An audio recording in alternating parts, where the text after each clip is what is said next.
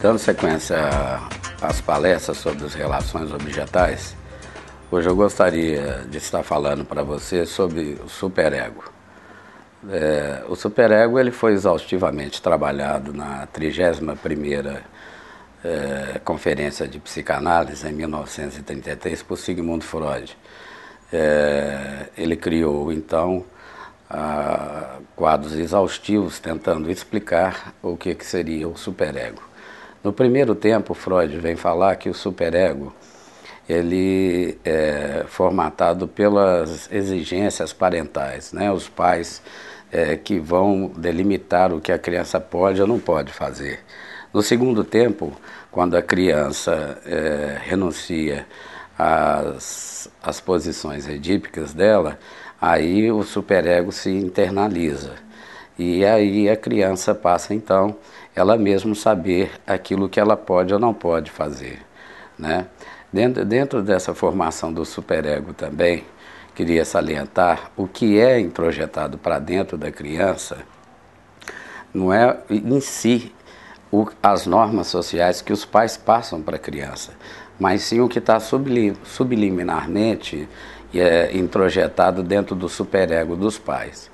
Nesse exato momento, o pai pode estar mostrando muitas coisas que sejam corretas para a criança, mas tem alguma outra forma de lidar com as suas relações objetais familiares de uma forma diferente.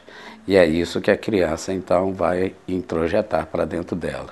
A criança ela vai ficar sujeita às aspirações dos outros e podendo, então, criar dentro dela as exigências que os pais, de uma certa maneira, impõem sobre os seus filhos. Isso aí nós podemos presenciar como exemplo formas de fanatismo, estados amorosos, onde os objetos externos passam a fazer parte interna dentro dessa criança. E essa criança fica presa às exigências de outras pessoas externas a ela, criando grandes situações de dificuldades para ela. Dentre essas formações, como eu já estava expondo no último conferência que eu disse, pode aparecer como ponto dominante em fixação na fase oral, a criança pode se tornar futuramente um depressivo. Por quê? Essas introjeções mal elaboradas, ou essas introjeções parentais de uma forma confusa, conturbada, pode levar ela a sentir que ela não é amada, não é cuidada. Então, ela clama pelo amor da mãe, por exemplo, mas essa mãe não vai lhe passar o amor e ele entra em estado de sofrimento. Com isso, o seu ego sofre uma cisão. E dentro dessa cisão que ele sofre, pode criar como mecanismo de defesa as posições depressivas ou até mesmo as posições maníacas, né? Hoje é vista como transtorno bipolar ou transtorno monopolar, né?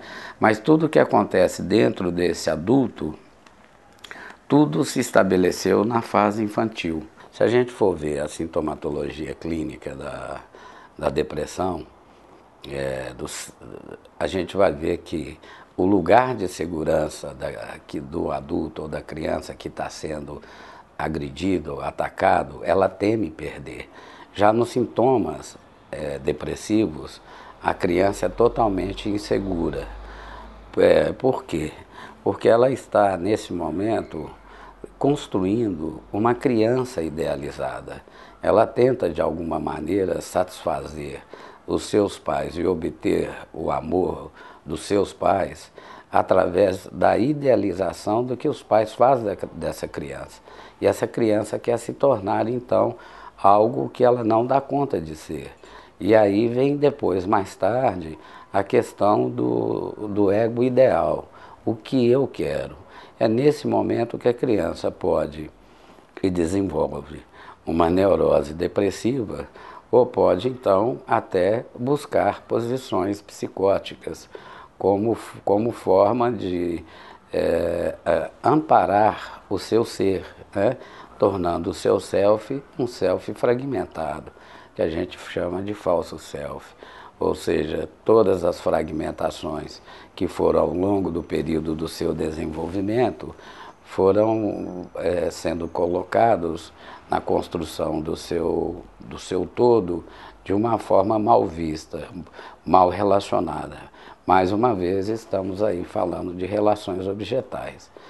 E dentro dessas questões, eu acredito e torno a insistir que há um campo vasto e que nós, psicanalistas, deveríamos começar a pesquisar mais sobre isso.